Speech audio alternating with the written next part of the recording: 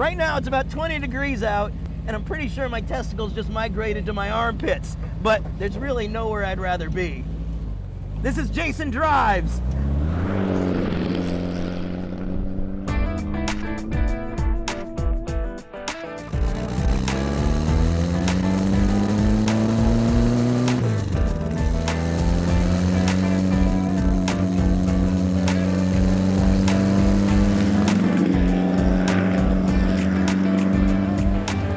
I'm driving the world's only handmade Runge FF004 Flyer. It's got a Porsche drivetrain from an old 356, some various VW bits here and there, but it's all totally handmade, and it's fantastic.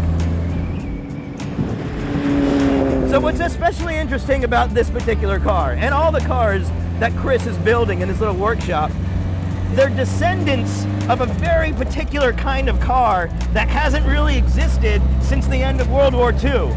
And this particular kind of car has in its history Volkswagen, and is really the genesis of where Porsche came from, whether or not Porsche enthusiasts want to admit it or not.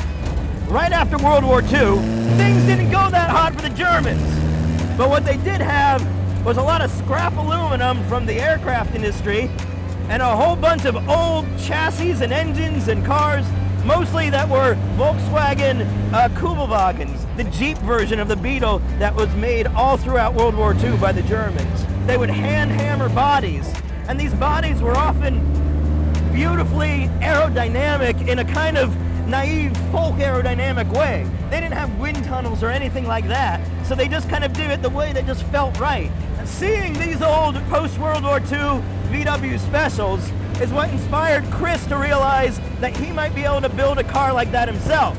Chris has a fascinating history. He's an ex-pro snowboarder, among other things, but he's always loved cars, and he's always had a family that did a lot with cars.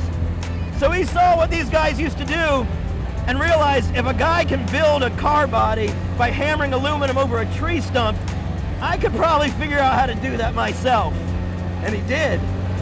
And the results are amazing.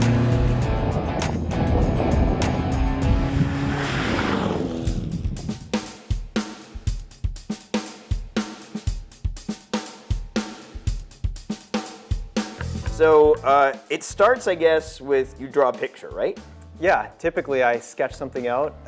Once I get a design that I like and I can see it on paper, try to get it from all vantage points, views, and then I go into building a wooden buck. The wooden buck is basically a skeleton that gives us the general shape of a car. Oh, So I'll take paper, I'll lay it over the shape, slice it up until it lays uniformed to the round compound curves of what you see here, and then I translate that into metal. Do you make your own chassis as well? I do. Let's see one of those. You're not using a VW pan or a Porsche pan. You're making this all on your own with, what is this, like roll cage grade tubing? Yeah, it's a mild steel that we used on this one. Now, how long would it take to get from the wooden buck to making this chassis?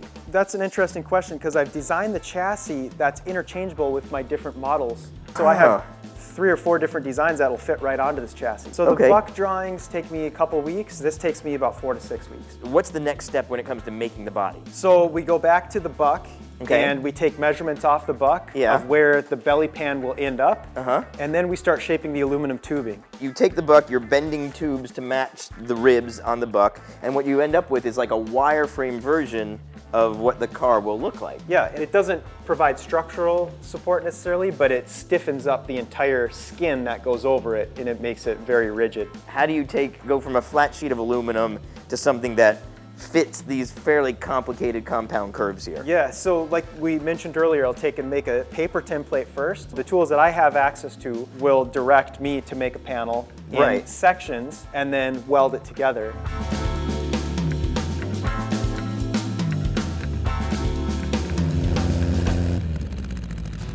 Everything you're doing is so connected, and there's so little between you and the machine.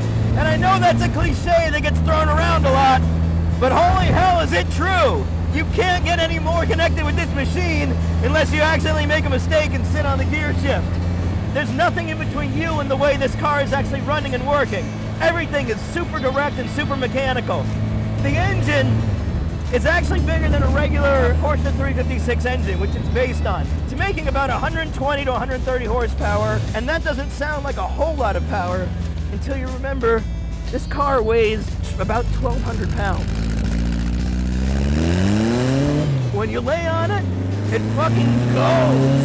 You can feel it right in your gut, like a robot is really pissed at you and takes his big mechanical fist and just pounds you in the small of the back. But it's also not too much power, like so many cars. It's just that right amount, where you can really wring it out and you're not going crazy fast or you're gonna get dead or your license revoked. The gearbox has everything inside it flipped, so it's mid-engine. So the balance is actually really nice. You'll get a little oversteer if you're really pushing it, but it's pretty easy to catch.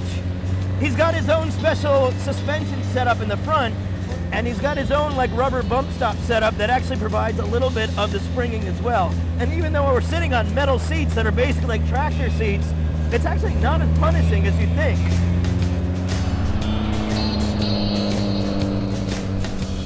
When Chris builds these cars, he says it takes him about 7 months to do a car. And I've played with metal myself, and I suck at it pretty dramatically, but I kind of want to know how someone with a real gift for it does it. So, luckily, Chris said he's going to show me.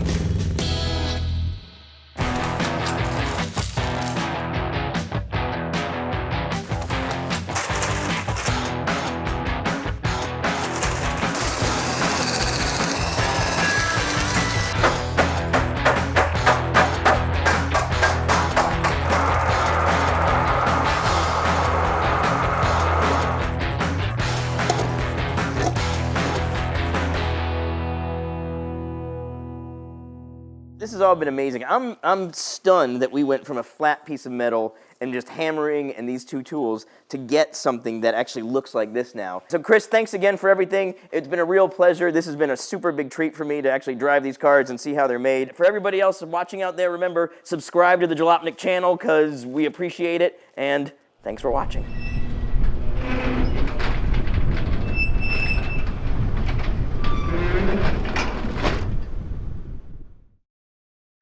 I don't have any idea why anybody would spend money on like a Veyron or any supercar with, 1,000 horsepower, because there's no way in hell you're getting more fun out of it than you would out of something like this.